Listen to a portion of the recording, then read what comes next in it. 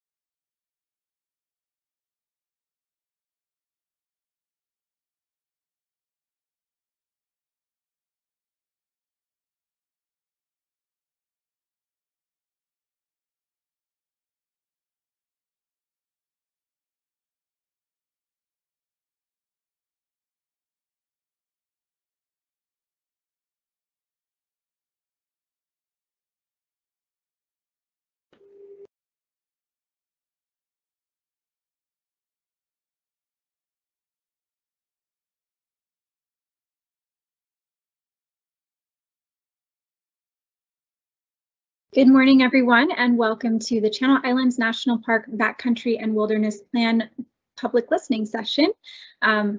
This is our second of 2 public listening sessions, and we're so glad that you could join us. This will be recorded, so if you would like to watch it again, or if you'd like to watch Wednesday nights, it will be available on our park planning website. My name is Lauren Boris, and I am the Acting Chief of Interpretation and Education at Channel Islands National Park. Today we're going to do a presentation, and then shortly after that we'll start a Q&A session targeting about 30 minutes for that. We invite you throughout this whole session to go ahead and enter your questions into the Q&A box, which you can do by clicking on the little chat icon or the conversation bubble with the question mark at the top right of the screen. We also invite you to turn on closed captioning if you would like to. To do so, click on the CC button at the bottom right of the screen so that it says subtitles on. If you have any questions about that, feel free to ask us in the chat as well. So we do invite you to continue to send questions throughout the entire conversation, and we will be capturing those questions and saving them for the Q&A portion at the end of the program. But no need to wait, you can send them in right when they come to your mind.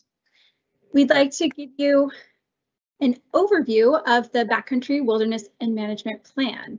Backcountry and Wilderness Management Plan. So today we'll include an introduction and background, the need for the plan plan objectives and summary of issues, the planning timeline, and then most importantly, how you can participate by submitting your public input.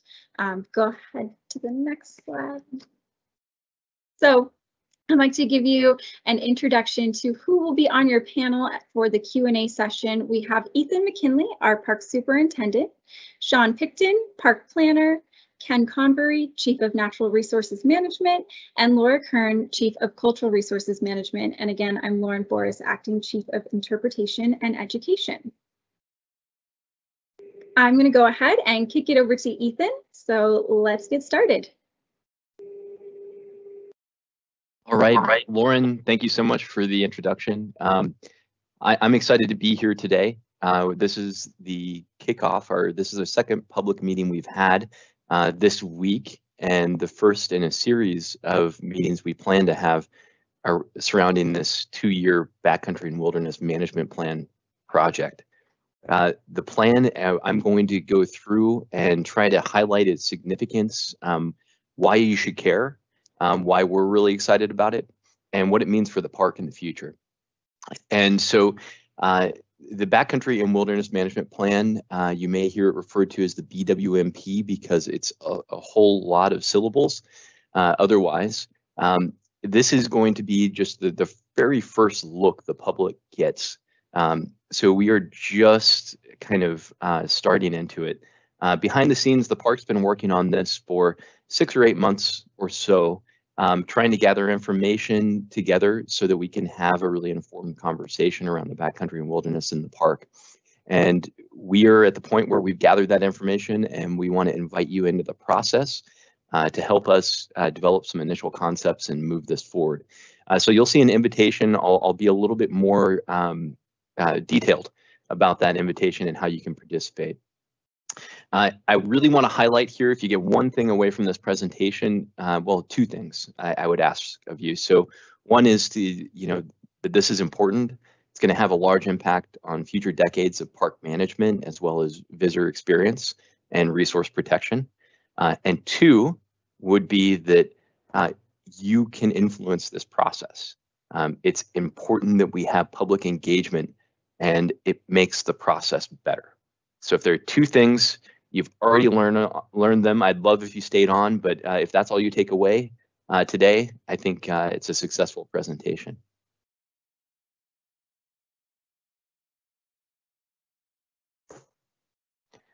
And forgive our slide lag here. The virtual workspace has some limitations.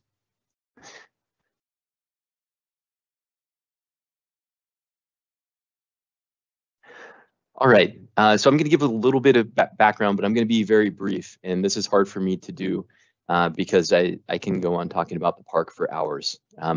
However, I will keep it succinct. Channel Islands National Park has been around in iterations since 1938. It was established as a national monument with only 2 islands back then in 1938 by FDR. It was Santa Barbara Island and Anacapa Island, and that was it. And until 1980, it was a national monument. And in 1980, it became a national park. It incorporated Santa Rosa Island, Santa Cruz Island, and San Miguel Islands. What makes this park so special, that it covers these 5 northern islands, is the resources that are contained therein. It's about 250,000 acres, about half on land and half in the water. 1 mile circumference around each island is park territory, so it's part of the national park. But what really makes it special is the style of park management that we're so proud of here at Channel Islands. It's the reputation that we have developed over the last several decades in focusing on those park resources. The park is well known as an international leader in conservation. We have a Vanguard inventory and monitoring program, which essentially tracks the health of resources and species within the park. And it is the first of its kind for the National Park Service to do. Now you can find inventory and monitoring programs in almost every one of the parks outside or out in the country, but it started here.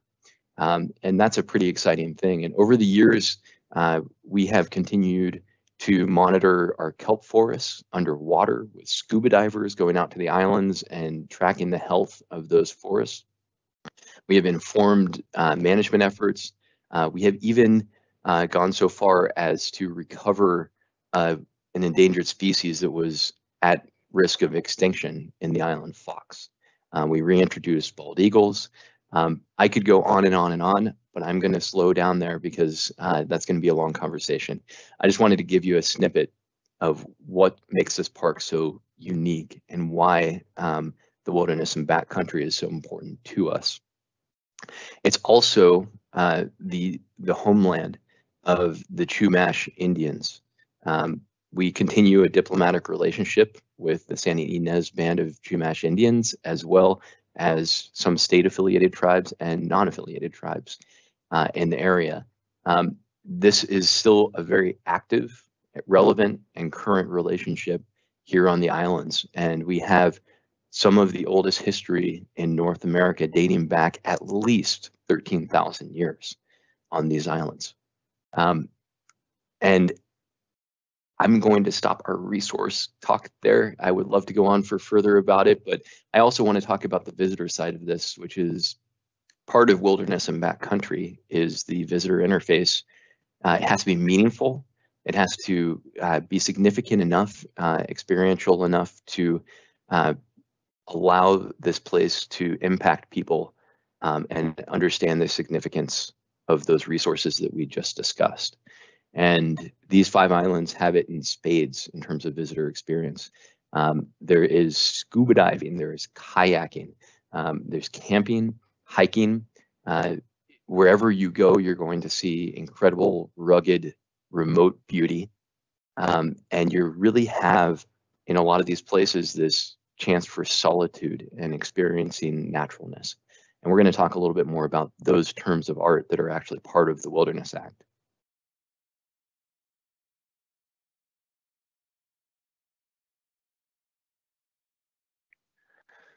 So why do we need a backcountry and wilderness management plan?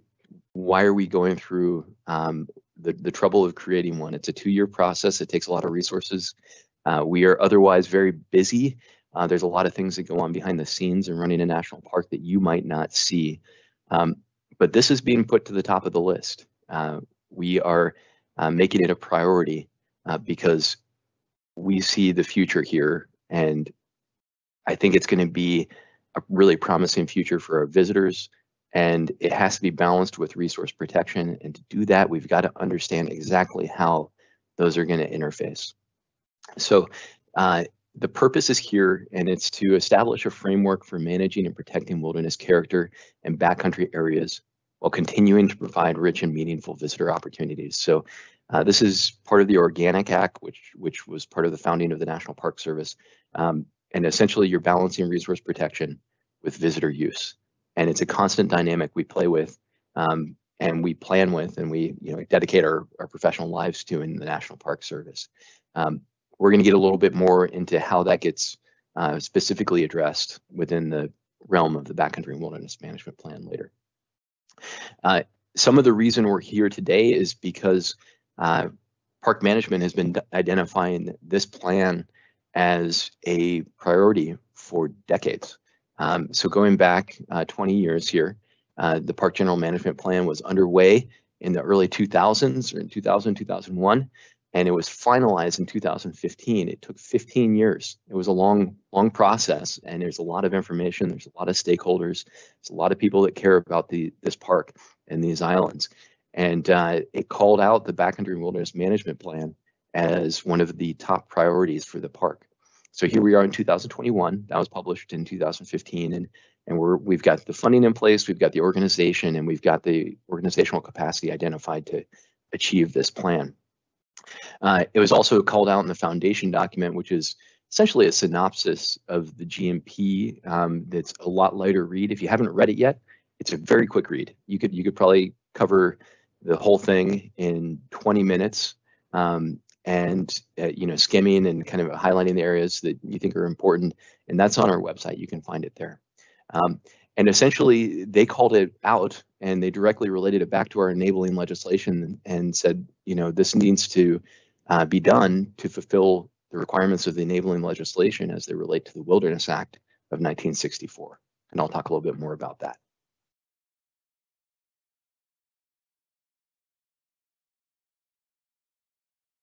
So I've probably said backcountry and wilderness times half a dozen times at this point. So I'm going to define the terms a little bit just to make it a little bit easier to parse the two apart because they're different. There's a reason we have backcountry and wilderness in the title of this plan. First off, it's important to understand another term, and there are only three here that I'll cover, so I'll try not to make it too complicated. The first one is front country.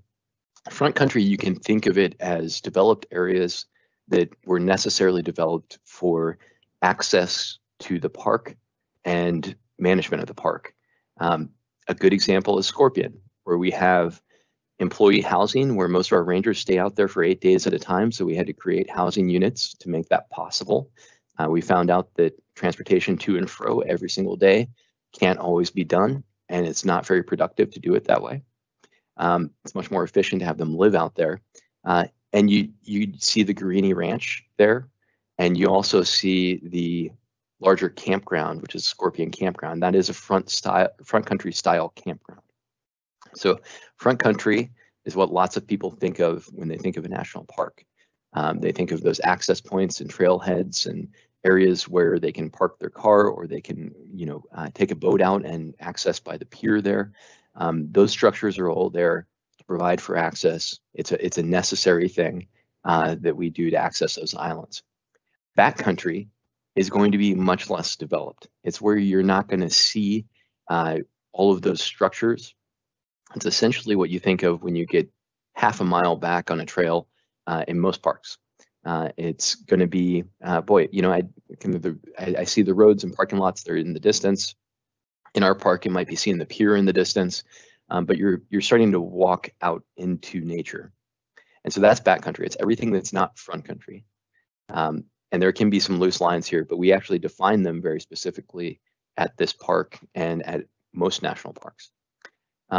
Where wilderness differs significantly is that wilderness is contained within backcountry, but it is a capital W wilderness. It is a term that is defined in law. So it is defined under the Wilderness Act of 1964, and it's a rather prolific definition. So I'm going to try to break it down into terms that make sense. You're welcome to go read that, but there are 5 traits that you will find in that language, and I'm going to walk through them here. The first one is untrammeled. So it's a wilderness characteristic. Wilderness is wild. Trammel is not trampled, which is an important distinction. I think that's where everyone's mind goes at first because it's the most common word that's close to that word. Trammeling is not something that is in our common vernacular. So untrammeled essentially means wild. So to trammel would be to make unwild. So it's also a negative term. So it's a little bit hard to wrap or at least my head around. Think of it this way: untrammeled would be unimpeded wildness. So think of the first priority being set here in characteristics of wilderness is wildness, which makes sense because the terms are related. So the first priority here is to keep it wild, essentially. The second term here for characteristic is natural. And natural really means allowing ecosystems to flourish uninhibited. And ecosystems are hard to define, believe it or not, even for park rangers. They can scale up and down depending on the species. They depend on interactions. It is easier for us to define these on an island where we know that it ends at a certain point where it meets the sea for the most part. And so natural really means trying to keep those ecosystems intact as much as we can. It's keeping the place as it functions in nature. The third term is undeveloped. This one's pretty easy to understand. It just means that we don't build things on it. And development can be a whole slew of things. We'll talk about that more on a later slide. Opportunities for solitude or primitive and unconfined recreation. I love this one because it's so evocative and it's also personal. It's how you're experiencing the place, right? This to me means that we were looking at really an experience where it's different and distinct and as wild as it gets for people to interact with nature. And we even question whether we should have trails in wilderness before we allow them to be there, because we want an unconfined recreation type. And solitude, for example, is pretty difficult to define. Does that mean that you're there alone? Perhaps. I think that's some people's definition of solitude, probably the most pure definition of what solitude actually means. But if you're there with your family, is that also solitude? And I think a lot of people would say yes, that's also solitude. But if I'm there and there are 10 groups of people and we're constantly passing each other, and it feels crowded, is that solitude? Well, I think most people would probably say no, that doesn't feel like solitude to me. So these are all characteristics, and characteristics are subjective to measure, and that's why I'm going into a little bit of description of how those might be interpreted. And the last one here is probably the most boring sounding of all of these, but it's extremely important. It's other features of value. In this bucket are some things that are hard to track through the other four characteristics. And I want to call one out in particular that is extremely significant to our islands, which is our cultural resources. And that's what we use to refer to humans' impact on these islands. And so that includes native heritage, includes the ranching era. It includes sort of how these islands were used in the past and how we tell the story. And like I said earlier in the presentation, we were dealing with one of the longest inhabited areas in the country or in North America. And so telling that story is going to be part of our wilderness, most certainly.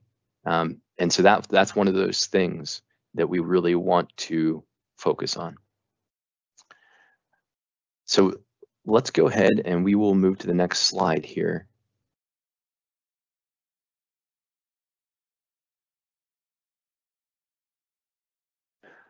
All right, onto the objectives of what we're trying to accomplish with this plan. Now that we've figured out why we need the plan, we figured out what the difference between backcountry and wilderness is, and now we're going to focus on what this plan is actually doing. We're getting into a little bit more detail here. So the objectives here are, we've got 5 main objectives that we've defined. Restoring and preserving wilderness character, and those are those 5 wilderness character traits that we just talked about. Offer outstanding opportunities for visitors to safely experience solitude or primitive and unconfined types of recreation. Again, linking back to those wilderness characteristics. Reducing the impact of species that are highly invasive or have unacceptable ecological impacts. And invasive species on these islands, they can be absolutely dominant, which means they can take over an entire island if not kept in check. So we are actively, and this very day, out there making sure that we are focusing our resources on keeping those in check and trying to keep them limited in terms of their impact on the native species that might have their habitat taken away by an invasive species. Maintain and restore naturally functioning ecosystem components and processes. Those are 2 very different things. So maintaining a lot of times means leaving alone, but restoring is a very active verb. And it means that we are actually going out there and assessing what we need to do to help that ecosystem recover from whatever impact it might be. It might be an invasive species that's come and taken over a bunch of the land, and it could be, affecting the ecosystem's health. It could be human impacts from prior decades that have, ranching era perhaps, where ground cover was being eaten away. That's a big problem out at Santa Rosa Island, where we have our cloud forests, which consists of oaks that are hundreds of years old up on a mountain ridge. It's absolutely beautiful if you get a chance to see it. But there you can see actual specific interjections where we have provided restoration via using wattles, retaining soil, trying to keep moisture on the land around the roots and restore ground cover so that those trees can survive and thrive. Last is protect natural and cultural resources from climate change and other foreseeable threats with a focus on highly sensitive resources. This is something that's evolving. This climate change science is still rather young as a scientific field, but we have specific reports, and we have anthropogenic climate change reports for the park, and we've got them very recently, and they're pointing to sea level rise, and we're trying to adjust our management in response to those studies and those forecasts. Next slide, please.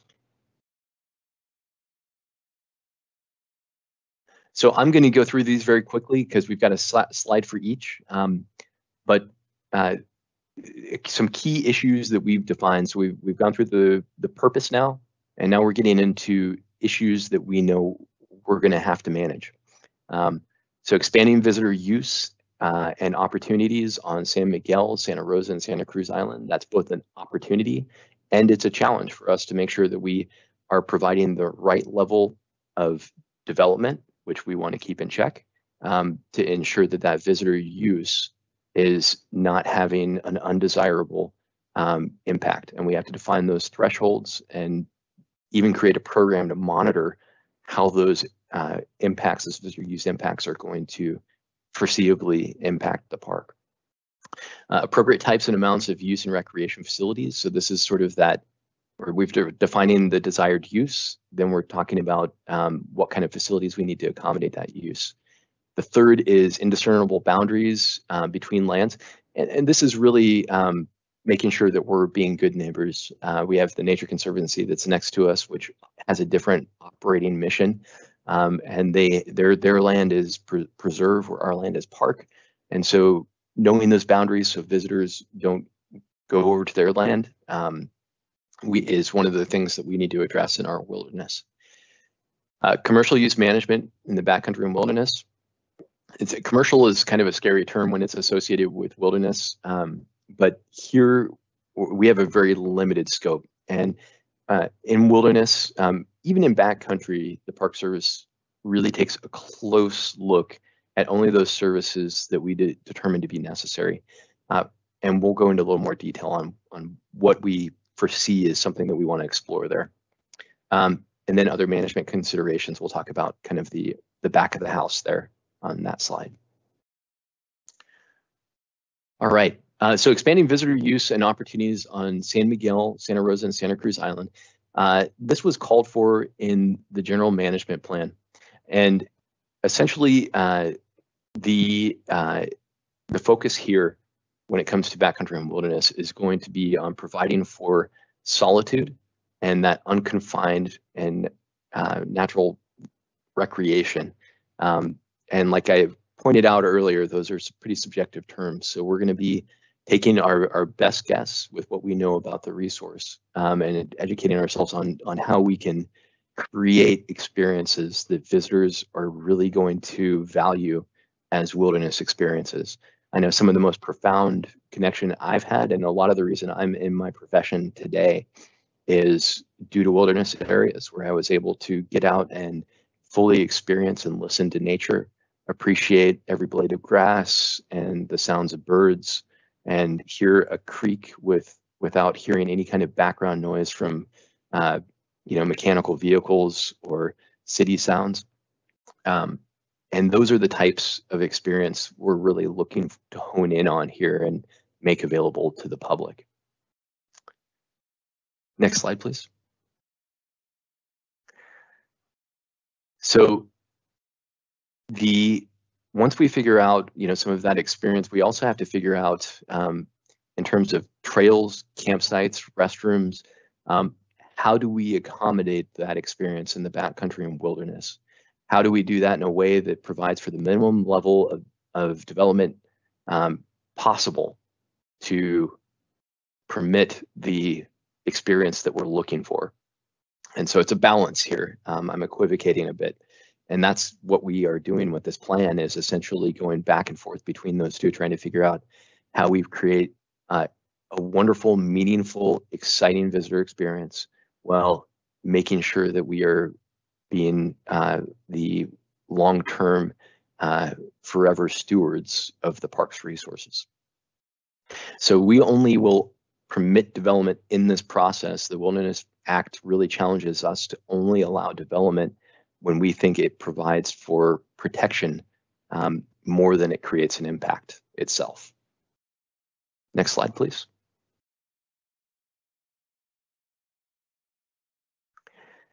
So indiscernible boundaries, I mean, this one's pretty simple. I think right now, we have neighbors on the island such as TNC and the Navy. We even have a research station out on San Miguel Island, trying to make sure that we allow visitors to understand when they're crossing over onto someone else's property, and that we don't want them to do that. Controlling our sort of new paths that we're creating, if there are new trails, that's going to be one consideration we're taking a close look at. Next slide.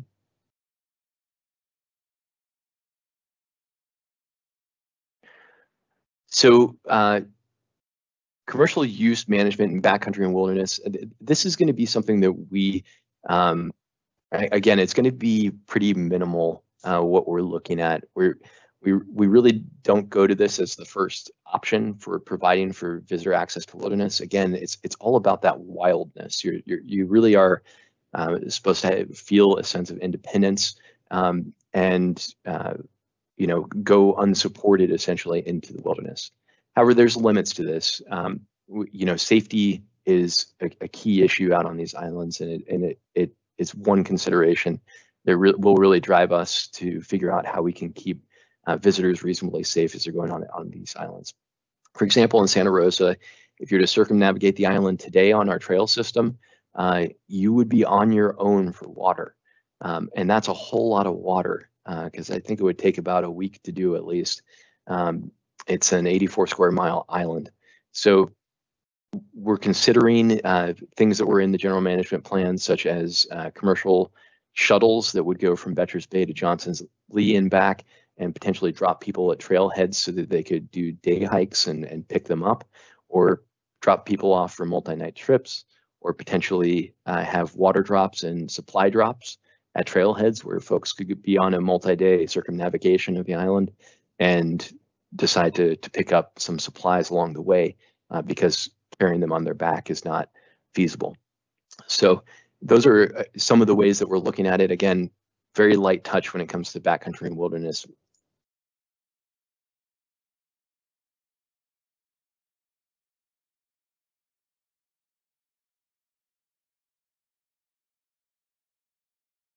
All right, on to other management considerations. Again, this is the back of the house slide. We are going to have a job on our hands when it comes to managing these places. So we're going to find out the ideal way to create a visitor experience.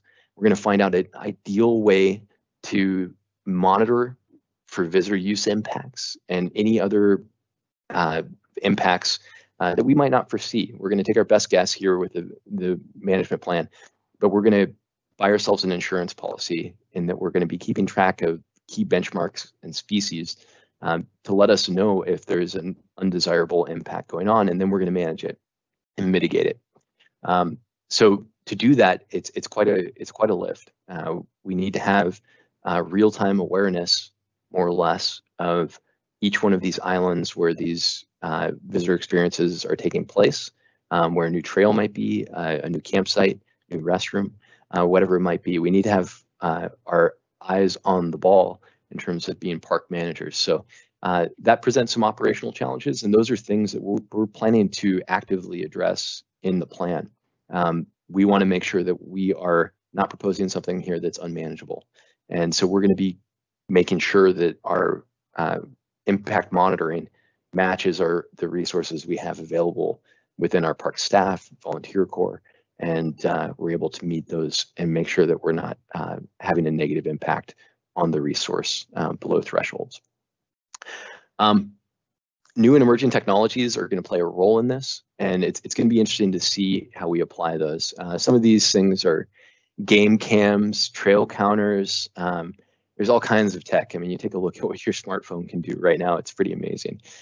So this is helping us, and we're actually in the middle of adding some communications infrastructure out in the park over the next couple of years that will increase our bandwidth and ability to reach our folks in real time out on the islands. Next slide, please.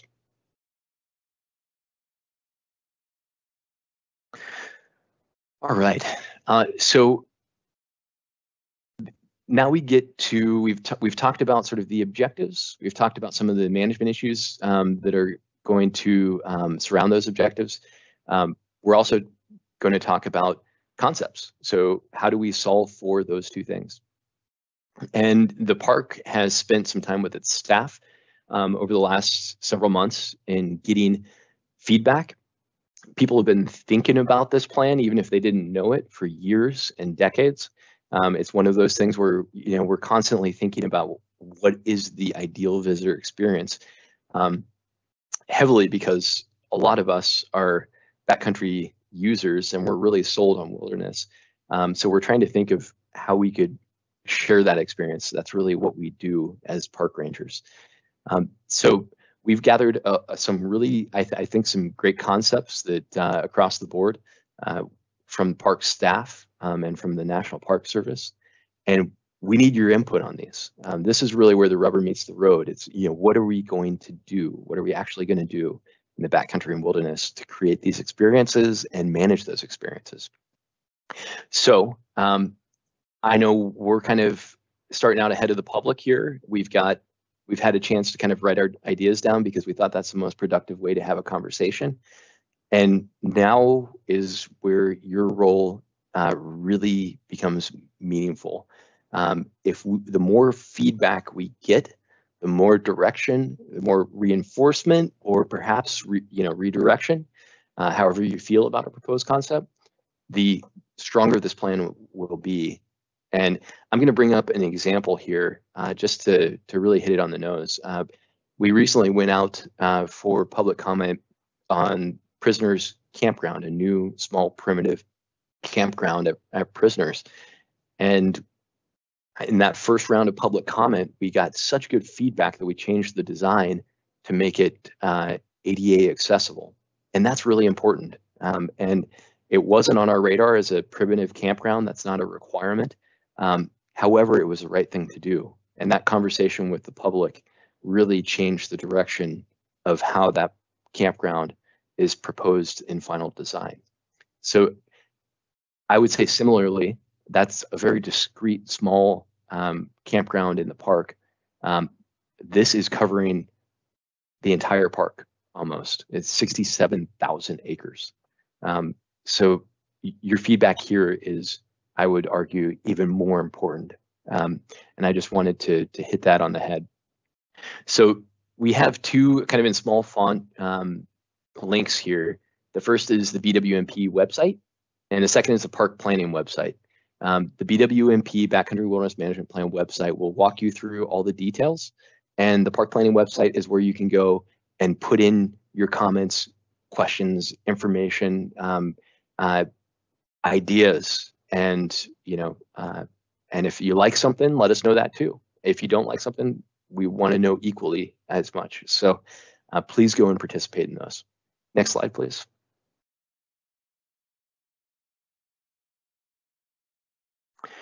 So I'll go over this very briefly. I said this is about a 2-year process. So we're here in spring 2021. We've done some planning over the winter, and here we are rolling out concepts for public feedback. Next step is clearly incorporating that feedback, and working it into the plan. Next slide. And then we've got, working into the plan in spring 2022. So this is going to be a longer, feedback period. And then we're going to, work the plan, try to refine the concepts, create a plan that is going to incorporate all this public feedback that we hopefully get. And then we're going to roll it out and say, did we hear you correctly? Because we're going to write it into the plan and roll that more final plan out and ask for feedback again in fall 2022. And then spring 2023, about 2 years from now, we should have a final plan that we're ready to implement. And that's where it gets really exciting. Next slide. So again, here's this link. I would encourage everyone to participate as much as you can. This is the point where we really get community feedback, and the plan becomes something that can be owned by everyone that accesses this public park. And we want it, we really do. And so I hope I'm making that clear throughout the presentation here. We're going to go ahead and begin answering questions here shortly. Again, this copy and paste this link if you can. That'll give you a screen that will allow you to access our public comment process. I want to reiterate, this is a really exciting plan. This is a place that the park is very happy to be right now, a conversation that I think is going to be really constructive and exciting, and it's going to lead to future generations of experiences on these islands. And so I really appreciate everyone's time today and your investment in the process. All right, next slide, please. Okay, I'm going to go ahead and push it back to Lauren Boros, who's going to facilitate some Q&A with our panel that you see here on the slide that we introduced at the beginning of the presentation. Thank you, Ethan. So I just would like to remind you all, if you would like to ask a question, please go ahead and submit that through the chat function. But we do already have some questions, so thank you to those of you who have already submitted yours. The first one is going to go to Sean Picton, and the question is, why did let me repeat that. Why is Channel Islands developing this plan? Thank you, Lauren. My name is Sean Picton. I'm the park planner here. Why is Channel Islands developing the plan? There are a few reasons that we're developing this plan. It is, as Ethan had mentioned, required in our enabling legislation and called out both in that general management plan as well as in the foundation document.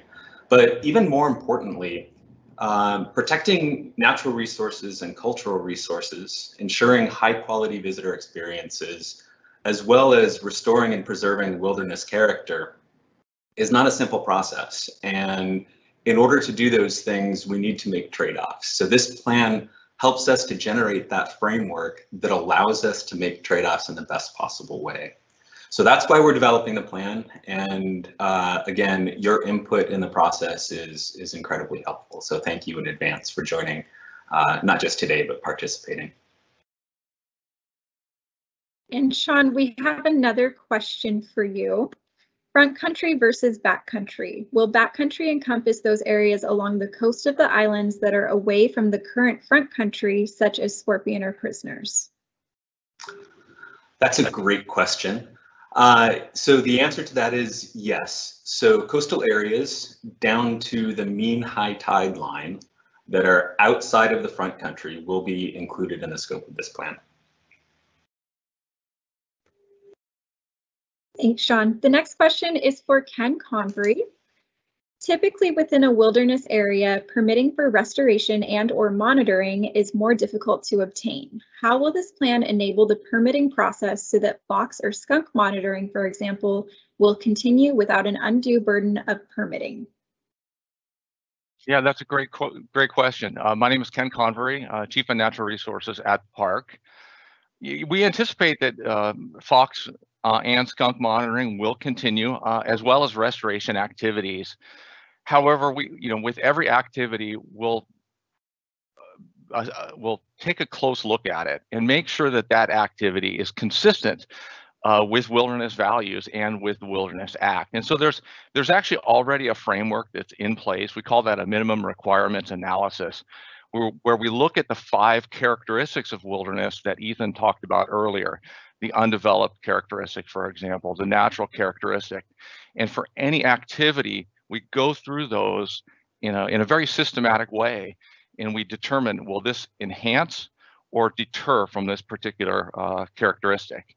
And at the end, we come up with the decision. We're going to go ahead and permit this, allow this in wilderness, or in some cases, we'll say, no, we're going to let wilderness thrive as wilderness.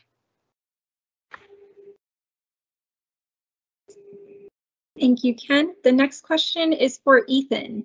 Is there currently wilderness acreage? And if so, how much is currently designated as wilderness? That is a great question. Yeah, so we have no wilderness currently in Channel Islands National Park. The 2015 GMP was a wilderness study. And so if you take a look at the actual title of it, it says 2015 General Management Plan and Wilderness Study, EIS, Environmental Impact Statement. It's long and there are lots of acronyms. But they took a look at the overall acreage that would be eligible essentially for wilderness as called for in our enabling legislation. The enabling legislation essentially said, take a look at everything that would be eligible for the 1964 Wilderness Act. And so they did. And we came out with about 67,000 acres in some form of eligibility. There are only about 1,298 acres as proposed wilderness. And the rest of that balance of those 67,000 acres is essentially set aside as proposed potential wilderness. And this is where it gets technical. So the proposed wilderness is sort of green lighted. It means that it doesn't have any uses on it that are considered to be incompatible with wilderness. And so those non-conforming uses aren't preventing that 1,298 acres from becoming wilderness. On the remainder, on the 65,278 acres that is proposed potential wilderness, there's some kind of non-conforming use. And that is for good reason. It's not that we have things built out there unnecessarily for managing a park. It's that we have roads that are often used for emergency response, restoration projects, communications. There's all kinds of things that it takes to run these islands. But oftentimes that's the non-conforming use. So we are essentially going to be setting, as part of this plan, a pathway to wilderness for proposed and proposed potential wilderness. And I'm sorry for the long explanation, but it is pretty technical. Thank you, Ethan. We do have another question, but at this time, I'd like to remind you one more time, if you have any questions, go ahead and enter them into the chat. The next question is for Laura. As for building any new facilities, could we please adhere to making them blend, not contrast with the surroundings? Case in point, housing on Anacapa and Santa Barbara Island looks like they were lifted out of LA. Blend more like that on San Miguel. Good morning, everyone. My name is Laura Kern. I'm the Chief of Cultural Resources Management at the park, and that is a really important observation. So let me just first comment on Anacapa and Santa Barbara Islands, those developed areas. Anacapa in particular is a National Register Historic District, and we are working very hard to retain the historic character of that area. Santa Barbara Island is not a historic district. So what we try to do is make sure facilities don't detract from the setting. And building facilities and infrastructure in wilderness is a pretty high bar because that adds to development. So we'll take a really close look at proposed development, see if it's if putting new development in helps us manage the wilderness as wilderness, And any development we do propose would be compatible with the setting. So we would look at things like, what does the area look like? What would a rustic facility consist of? How could it best blend in with the environment? So let's see what else is in there. Yes, so sensitive design is going to be one of the key considerations for any new development proposed in wilderness.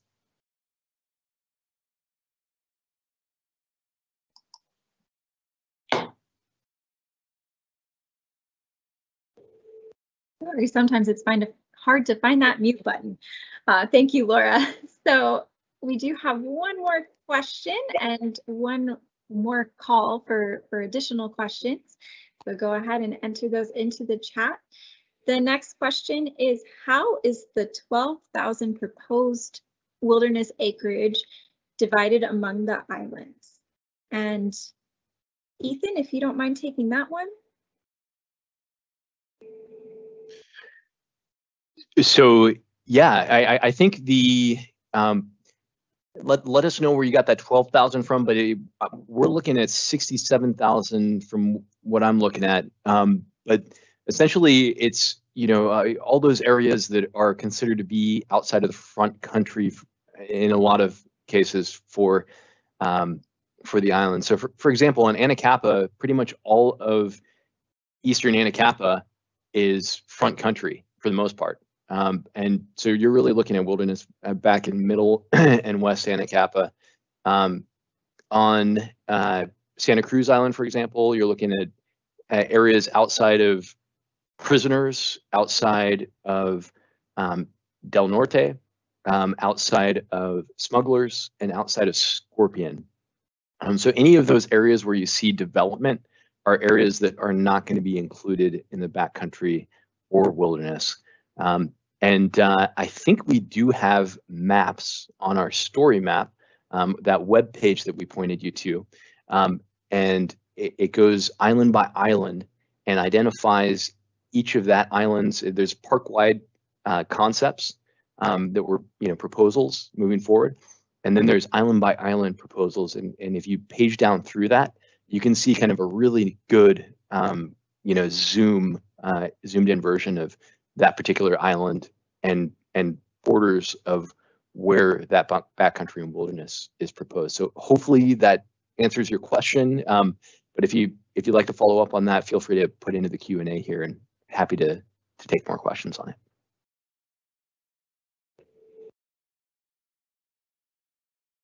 Yeah, it looks like, Ethan, it was clarified 67 was divided between proposed and proposed potential is what they were thinking. Yeah, that's absolutely right. So that I think 1,298 acres that I was talking about, that would be the proposed, and then everything that's a balance, a little over 65,000 acres, is proposed potential, right? Okay, it looks like we just had one more question come in. Oh.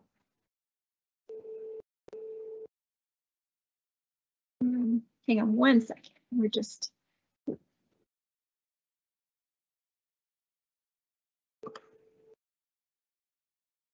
Okay. So this next question is, as for allowing people on more remote parts of the islands along the coast, I'm torn between allowing those who respect the land and truly leave only footprints and those who leave trash behind them wherever they go. I cite the trail between Prisoners and Pelican as an example of where I can often fill up a small trash bag with stuff others leave, perhaps better education of the visitors before they arrive. So I'll go ahead and take this one. Education is definitely something that it's a great suggestion, and it's definitely one of the keys to minimizing impacts to park resources. We do provide orientations, and we have a full website with information about how to recreate responsibly in your national park. So we'll continue to do that. We also have a new app that visitors are welcome to download to learn more about recreating responsibly in their park. And with potentially wilderness, we will be adding to that, I'm sure. So thank you for that question. It looks like at this time, we do not have any more questions. I'll give you another 20 seconds to go ahead and submit any last questions you may have. Starting the clock now. Again, we thank you so much for taking the time on your Saturday morning to join us for this very important public listening session and to learn more about your national park and how you can help to make it a better place.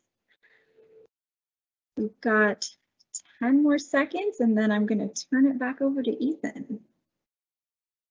And again, we invite you to go to our park planning website to provide your input into this plan.